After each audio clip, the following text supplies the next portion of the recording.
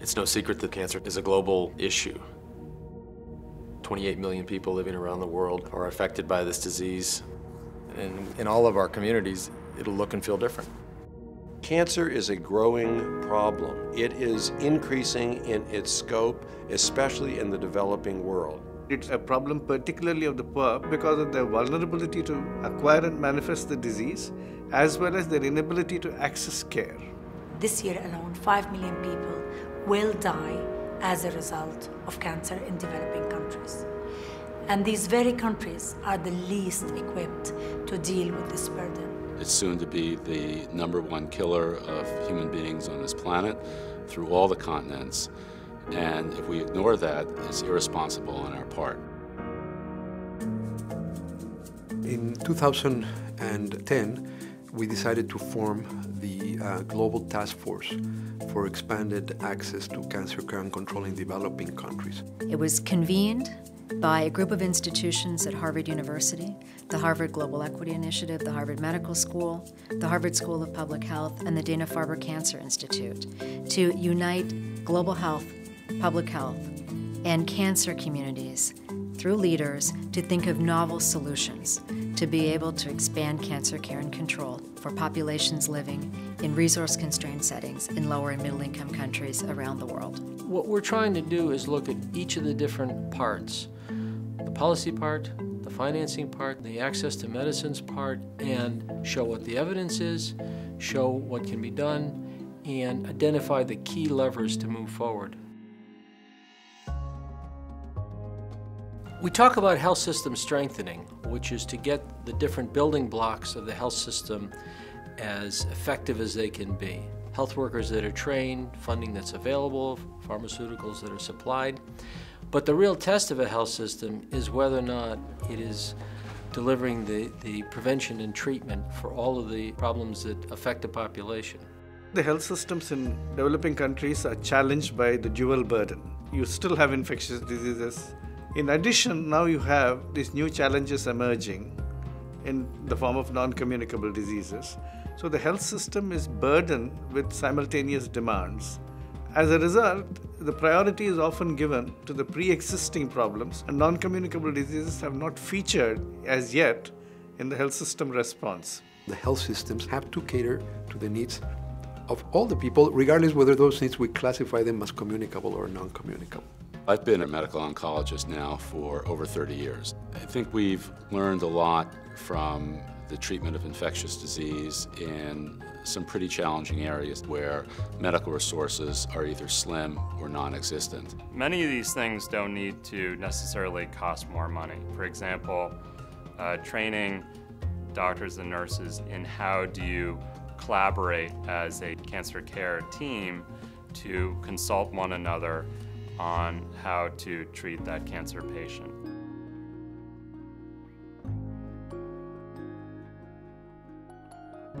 Cancer is very expensive. The cost of drugs are absolutely prohibitive. Everyone is poor against cancer, especially in the developing world. The pharmaceutical companies need to be able to manufacture and sell drugs at affordable prices so that they can in fact be used in these areas. And developing healthcare teams that can be placed in an environment where they can in fact be successful. 6 million people are now in antiretroviral treatment for AIDS. What we have done for AIDS, we can do for cancer. I think it's important to know that in hospitals in developing countries, patients are presenting with cancer, they're getting treated, and many of them are being cured. Now the trick is to get those stories out so those in their families and their communities can see that cancer doesn't need to be a death sentence. So having a champion in the community, a person who's survived the disease, is, yes, an inkling of hope, but also the truth and the evidence that it's worth going through the treatment and seeking care. Well, we know that this disease takes a personal toll on families and communities, but it also takes a financial and economic toll. We all have to share in that load, and in order to reverse that curve and stop the slide, we have to act. This task force is working to put cancer on the global agenda so that the decision makers, the ones that will influence international funding, will finally hear that we need to put a new label on cancer that says urgent action required now. Quality care for cancer patients is possible in any country. We need to mobilize, we need to apply the resources, and we need to put together the kind of commitment that will make it possible.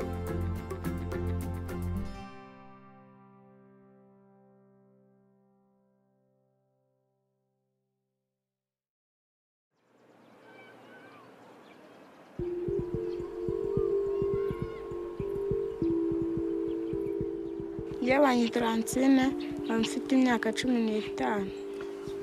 Undi kuntu nge natangiye ndwara, nafashwe mfite akantu k'agase mu kanwa. Nari mfite uruntu rugera hano, ku buryo babonaga ndi umuntu ndembye nenda gupfa, maze ubundi banyitaho banshakira imiti.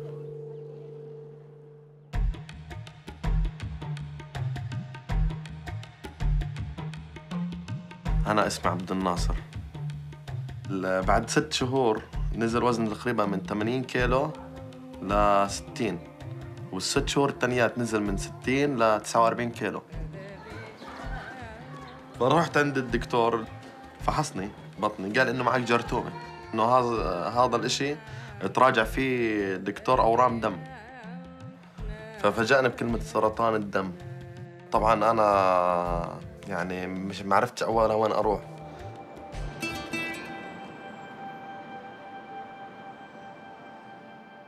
Yo me llamo Hermila y me diagnosticaron cáncer de mama. Cuando el doctor me dio la noticia, pues me asusté, me espanté. Yo nada más había escuchado que las quimioterapias eran muy caras, pues no tenía una idea ni cuánto. Con el sueldo que gana uno, no ajustaría para pagar las quimioterapias. Yo dije, pues me voy a morir.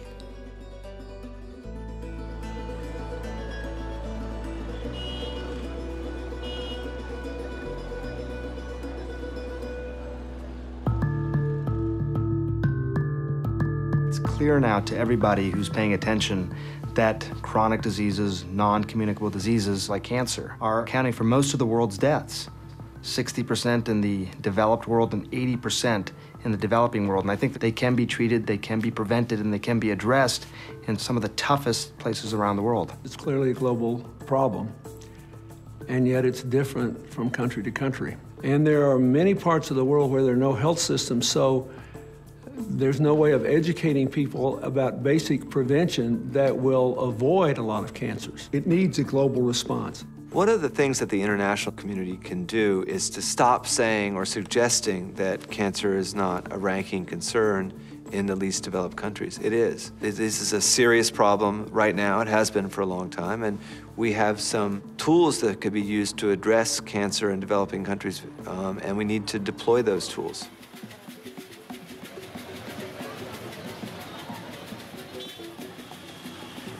mu Rwanda nta kundi kuntu twabifata kuko iyo tuyifashwe hari benshi n'abamara kuko iyo numvise kanseri numva nihebye kuko nta muti igira niba no kurwara sida aho kurwara kanseri. I moved to Rwanda in 2005, about 6 years ago. We were invited by the Ministry of Health in Rwanda to come and work in a couple of rural health districts that at the time didn't have functioning hospitals. There was 400,000 people and not a single doctor. Originally, we moved to this abandoned hospital. Muri jenoside, muri 1994, ibitaro byarasahuwe, birononekara ku buryo bitashobora gukorerwamo bidasanwa. After being there for maybe a year, we began getting children with cancer. I didn't go to Rwanda expecting to treat cancer, and it wasn't on the top of my list of public health problems. Cancer starts to emerge as a concern in a country like Rwanda because people start to survive of malaria, HIV, tuberculosis. So you can see that people didn't get time to develop their cancer. Our first case was a girl whose name was Francine.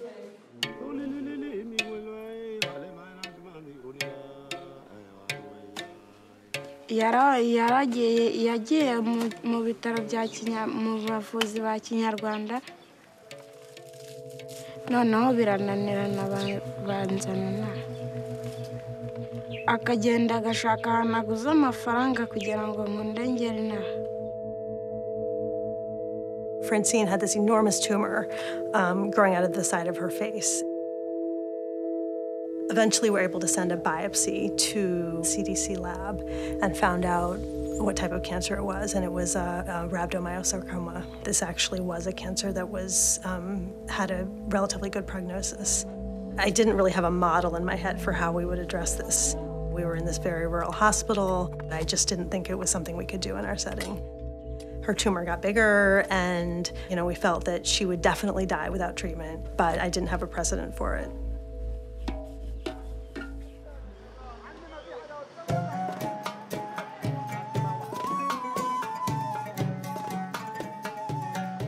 In 1997, cancer treatment was not great here in Jordan. And as you know, cancer knows no mediocrity. You either get great cancer treatment or really don't bother.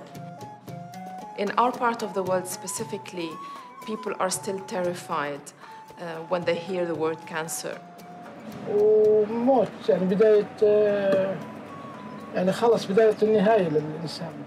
ودائما أسأل الله إنه يبعد عنا ويجنبنا إياه عما هو مرض مخيف. وأنا من أبناء قطاع غزة المقيمين بالأردن. أنا شغلي بالوسط التجاري على بسطة أبيع يعني أطلع مصاري، فلما أنا مرضت بعت البضاعة بالمستودع عشان أدفع للمستشفى الآن. When we first started working at the King Hussein Cancer Center, we obviously focused first on treatment. Because if we were to show that people can survive cancer in the first place, then you really have a chance to battle the taboo about cancer. الحمد لله كل شهر بروح باخذ دواي ساعتين ونص 3 بكون نهاية كاملة. The King Hussein Cancer Center is the only comprehensive cancer center in the entire Middle East. Over 100,000 visits every year. يعني المؤسسة ما قصرت معي بإشي. فحوصات تعطوني العلاج المناسب وكل شيء. لما بقدر أوصل الحالة هاي. We have no choice right now but to expand. There is massive demand from all over the region.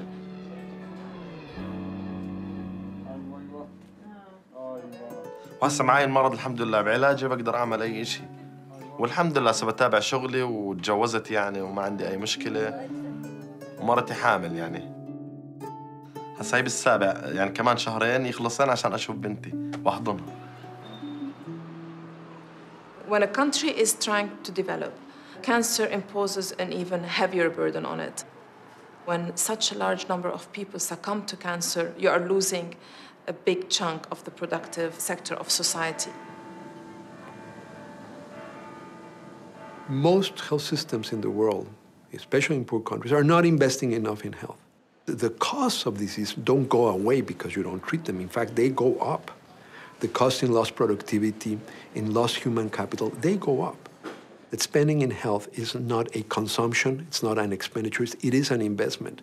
And that not spending enough in health is bad economic policy. Cuando hay algún cáncer, son medicamentos muy caros que uno no puede pagar. Nos vimos al principio preocupados. Sin las quimioterapias no puede uno vencer esta enfermedad. Blanca Estela Vargas. Cuando me enfermé de cáncer de mama, me preocupó pues algo el dinero. Y ya me dice el doctor, aquí hay un seguro popular. Es un apoyo para las personas que no tenemos otro seguro, otra atención médica. Mi hija y mi esposo me arreglaron el seguro popular. El Seguro Popular se encarga de pagar esas quimioterapias tan caras. Es mucha ayuda. The innovation of the Seguro Popular is to include cancer as a disease, so that there is no Mexican without access to free treatment for any cancer that they might get. Today, we were reaching 50 million Mexicans with Seguro Popular. I think that is affordable for any country, and I truly believe it's a great investment. Me operaron y empezamos con las quimios. Hay un nuevo programa que ahora nos permite recibir la quimioterapia en nuestra propia casa. Terminan de ponérsela uno y uno, ya estando aquí en su casa, se acuesta uno a descansar. Yo creí que no salía ni el año pasado. Bendito sea Dios, aquí estoy de nuevo.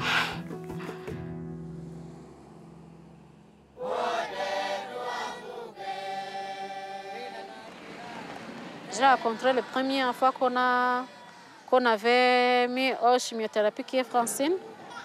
Moi aussi, j'ai resté avec une surveillance. Elle était gravement malade de façon qu'après avoir reçu les chimios ici, elle était au niveau que le pronostic était sombre.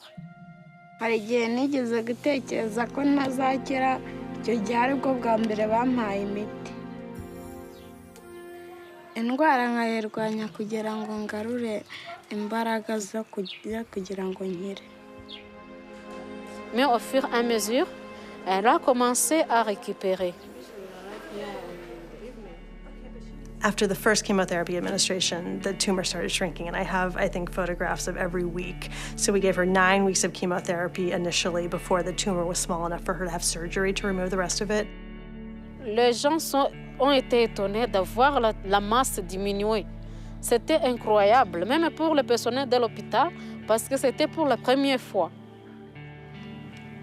Barayimaye ubwo bakajya bamfukura uko bamfukuye hakomokana nk'urunyama noneho hakagerayo kaba gatoya ubundi mbona ndakize. One of the greatest outcomes of what we've done is that it's completely transformed the attitudes of the nurses on the ward. Now the attitude is kind of, okay, let's try, even when we see a really difficult case. Ariko nyuma bigaragaye ko kuri ibi bitaro hari abantu bahakurikiranirwa bavurwa kanseri, hari abandi tuza tubona baturutse mu tundi duce tw'igihugu. Et c'est pas Francine seulement, parce que dans ces 30 enfants ici, on a 12 enfants qui ont été guéris derrière lui. Ndabifuriza ko bazarwara bagakira nk'ubundi nk'uko nanjye bampaye iyo miti nkakira.